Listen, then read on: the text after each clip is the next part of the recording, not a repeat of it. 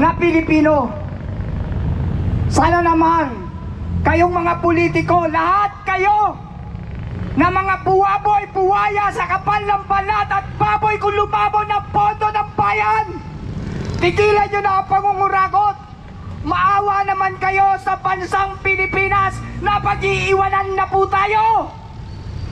Habang tayo ay puro politika, politika, politika, ang karatig bansa natin ay puro pagpapaunlad ng ekonomiya ang ginagawa. Anong klase kayong mga mambabatas? Matagal na namin ako OFW leader, advocates.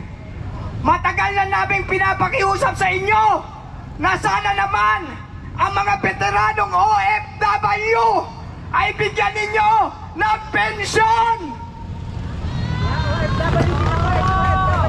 Dahil pinapahayag nyo at binigyan nyo kami ng pangalan na mga bayani sa makabagong panahon. Pero ano ang aming nararanasan?